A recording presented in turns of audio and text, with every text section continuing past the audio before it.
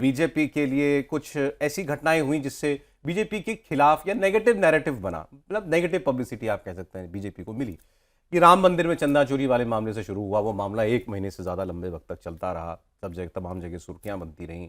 उसके बाद सीजेपी का प्रोटेस्ट शुरू हो गया, धर्मेंद्र प्रधान का इस्तीफा लेना पड़ा, सरकार उसमें झुकती हुई दिखाई दी हर स्तर पर।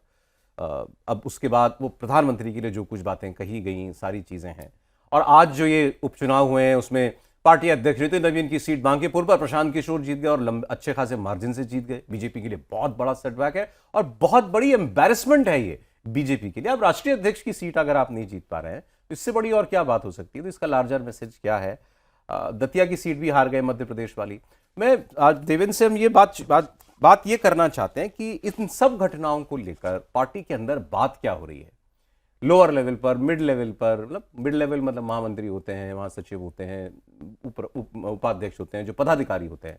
लोअर लेवल मतलब कार्यकर्ताओं के स्तर पर, और टॉप लेवल पर जो कोर ग्रुप है उसमें क्या चर्चाएं हैं, ये सब चीजें क्यों हो रही हैं, इस नैरेटिव का जवाब देने के लिए क्या करना है, हमें पार्टी के अंदर कोई बदलाव करने हैं क्या? ऐसी सोच बीजेपी के अंदर है, या बीजेपी को लगता है ठीक है हर किसी के लिए कुछ बुरा वक्त भी आता है, कभी कोई घटनाएं खिलाफ हो जाती हैं, लेकिन इसमें ज्यादा पढ़ने की जरूरत नहीं है, इससे ज्यादा परेशान होने की जरूरत नहीं है, ये वक्त भी बीत जाएगा। एक थिंकिंग ये भी हो सकती है।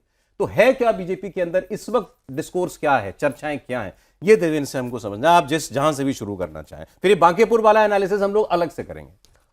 सबसे पहले अगर देखें आप सौरभ, तो दो चीज़ें हैं जिसने बीजेपी को बहुत ज़्यादा प्रभावित किया। वो ये कि अयोध्या में राम मंदिर चढ़ावा चोरी का मामला, और दूसरी चीज़ की सीजेपी का जैसे प्रोटेस्ट हुआ, जो एक माहौल बनाया गया, उस माहौल में एक केंद्रीय मंत्री का इस्तीफा होना।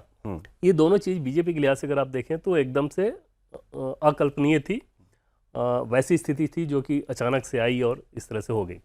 पहले वाले केस में अगर आप देखें चढ़ावा चोरी के मामले में, तो बीजेपी का आप देखें तो उस बीजेपी के सिस्टम का उससे कोई लेना देना नहीं, लेकिन क्योंकि राम मंदिर को लेकर लगातार ये पार्टी अपना राजनीतिक मुद्दा बनाए रखी, उनके लिए आस्था की चीज़, ये तमाम चीज़ें कह के वोट भी आप उस पर लेते रहे। अयोध्या में अगर शानदार राम मंदिर बनाया तो उसका क्रेडिट भी लिया गया। तो वैसे कंडीशन में अगर कोई डिस्क्रेडिट हो कोई चीज़, तो फिर वो आपके ऊपर क्यों नहीं आएगा?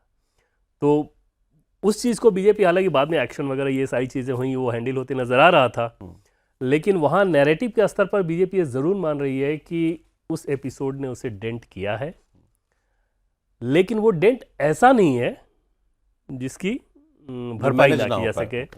खासतौर पे इस लिहाज से कि कोई भी व्यक्ति ये समझेगा कि हाँ कुछ चोरों ने चोरी की, उन पे कार्रवाई हुई, जांच हुई, कमेटी बनाई गई, जो एसआईटी बनाई गई, ये सारी चीज़ें हुई। ऐसा नहीं था कि वो बीजेपी के ढांचे में कोई चीज़ किया जा रहा हो, या संघ के लोगों की बात करने कोई बड़े लेवल पे कोई चीज़ किया जा रहा हो। चंपत राय खास तौर पे अगर उनके बारे में भी बात होती थी, तो चाहे बीजेपी के सपोर्टर्स हों या दूसरी चीज़ें, वो ये ज़्यादा कहते नज़र आए कि ये हैंडल ठीक से नहीं कर पाए। ये नहीं कि इनकी मंशा खराब थी या कुछ वो चीज़ का। तो ये डैमेज ऐसा नहीं था जिसको बीजेपी ठीक तरीके से परेशान नहीं है, बहुत ज़्यादा परेशान नहीं, अनवांटेड था, होना नहीं चाहिए था, लेकिन वो मान के चलते हैं कि सारे तथ्य सामने रखने के बाद उसमें गड़बड़ी नहीं होगी। खासतौर पर तब जब राम के इशू पे आपका ट्रैक रिकॉर्ड अच्छा हो और सामने जो अपोजिशन में है उनका ट्रैक रिकॉर्ड, रिपोर्ट कार्ड उनकी जो है, आप उनको अलग तरीके से पेंट करने में सफल हो, खराब हो, उसको नहीं मान रही थी। सीजेपी वाले ने बीजेपी को ये लेसन ज़रूर दिया कि इस तरह से एक नैरेटिव बनाकर, और अगर सरकार के एक मंत्री का इस्तीफा ले लिया गया, और इसमें कोई भ्रम ही नहीं होना चाहिए कि इस्तीफा लिया गया सौरभ, तो उस कंडीशन में इस तरह की चीज़ों से कैसे निपटना है, क्योंकि ये इकोसिस्टम तो सरकार को पता है कि उनके खिलाफ लगातार मौके की तलाश में रहता है। अगर पॉलिटिकल पार्टी किसी इशू को लेकर दबाव बनाए, उसको हैंडल करना आसान है,